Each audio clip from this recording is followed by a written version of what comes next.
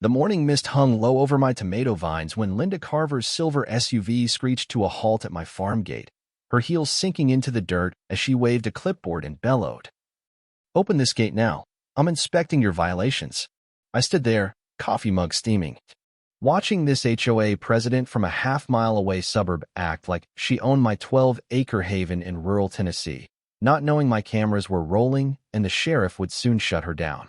That Sunday in Pine Hollow, Linda's power trip crashed hard, exposing her fake authority, freeing neighbors from her 2-year reign of terror, and teaching a lesson in what happens when a bully picks the wrong gate to rattle. My name's Caleb Turner, a 34-year-old web developer who traded city noise for a quiet farm 6 months ago. Chasing sunsets, fresh eggs, and a life where my biggest worry's a fox near the chicken coop. I'm a facts guy. Code, data, clear rules keep me grounded, and I checked every county ordinance before moving to 472 Oak Lane, my land free from the Meadow Creek HOA's grip. My white picket fence and 6 hens legal as the deed in my desk. Linda, though, rolled in like a storm, her HOA badge a crown she thought gave her dominion over every blade of grass within a mile. Driven by a need to control that had already run folks like the Millers out over a birdbath.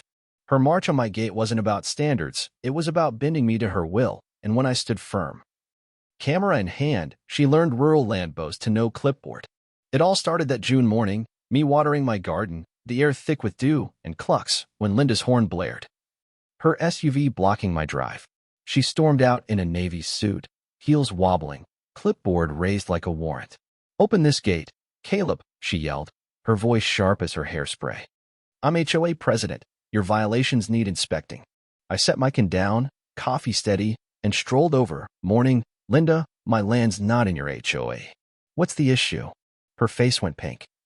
"Your grass is too tall, those chickens are illegal, and you're making noise. Open up or face fines." I glanced at my mowed lawn, my legal hens, and chuckled. "Show me your authority to inspect private property, and we'll talk." That threw her.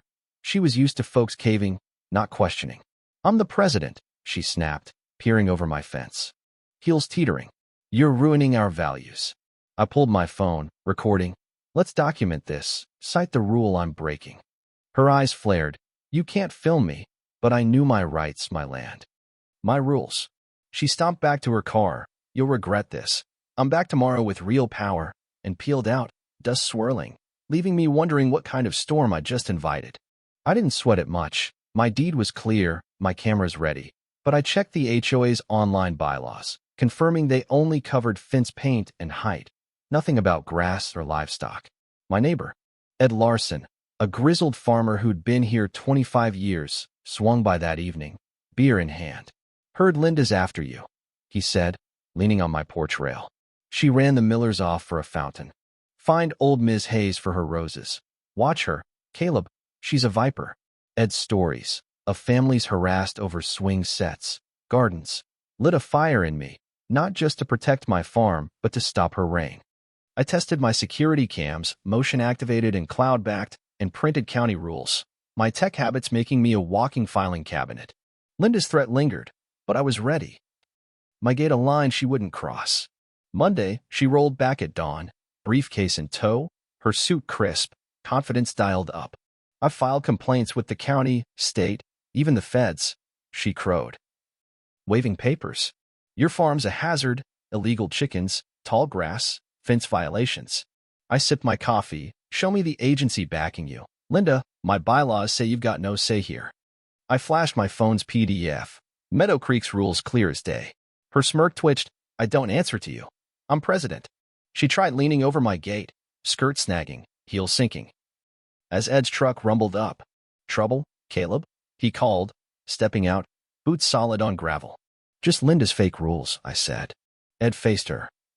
"You drove the Millers out over a birdbath. Leave Caleb's land alone." Linda's paper shook. "I've got affidavits." Ed laughed. "From who?" "Your mirror."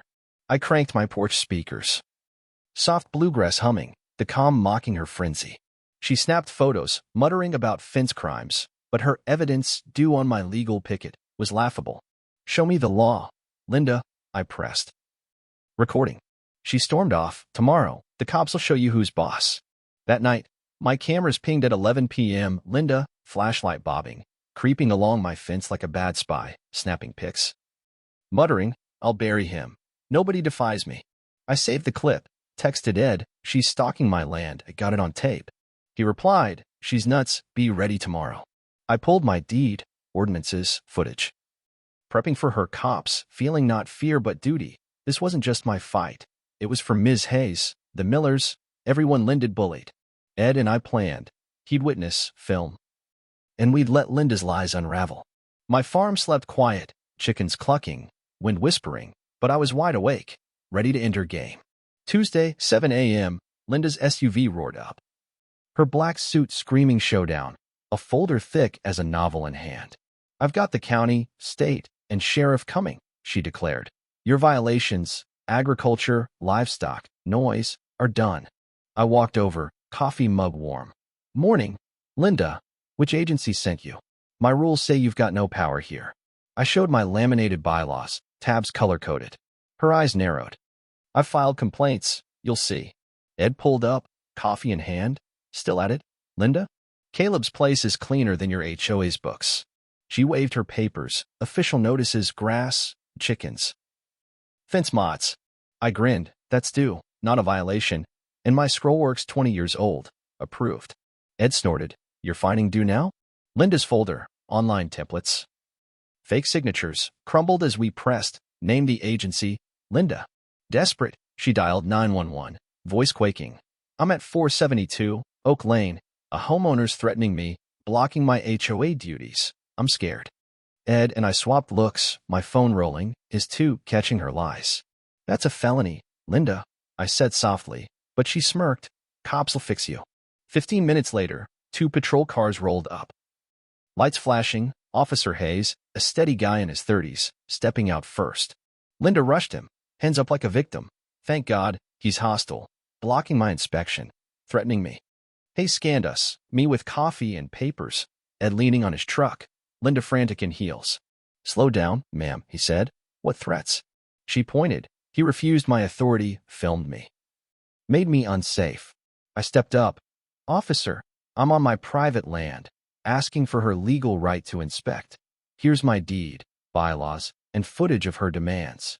I showed my phone, Pamela's rant's clear. Then her 11 p.m. stalking clip.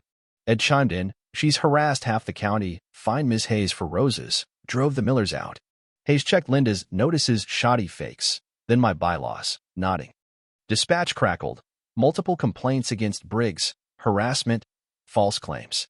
Hayes's eyes hardened. Ms. Carver, show me your authority to inspect private land. Linda clutched her folder. I'm HOA President. He cut her off. That's not a warrant. Filing false reports is a felony. Her face drained. I felt threatened. Hayes shook his head. By a guy with coffee asking for proof? That's not fear. That's you losing. He turned to me. You handled this right. Calm, documented, legal. Want to press charges? Linda froze, mascara smudging, as Ed grinned. I paused. If she stops harassing, I'll pass, but one more stunt, and I will. Hayes warned her, this is an official notice, false reports, trespassing, harassment mean cuffs next time. Linda nodded. Voice small, I understand, her empire dust.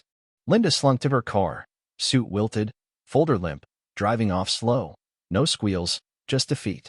Ed clapped my shoulder, that was better than a rodeo. Word spread fast. Ms. Hayes called. You stopped her gnome fines. Thank you. The Millers texted, wish we'd fought like you. A week later, Linda's house hit the market. Her resignation letter citing personal reasons, but we knew she was done. The HOA board apologized, new rules limiting power to fence paint, no inspections without consent. Their audit uncovering Linda's fake fines. Pine Hollow breathed easy, gardens blooming, kids' swings creaking, no clipboard in sight. Ed and I grilled steaks on my porch, chickens clucking.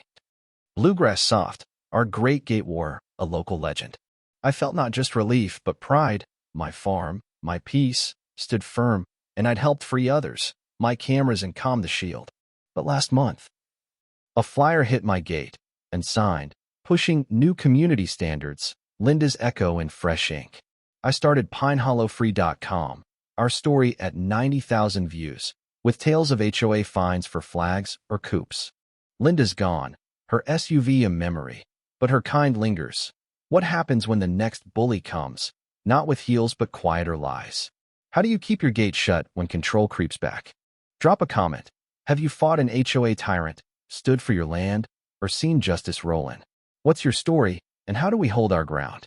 Let's keep these chickens clucking, because out here, peace is only as strong as the truth you record.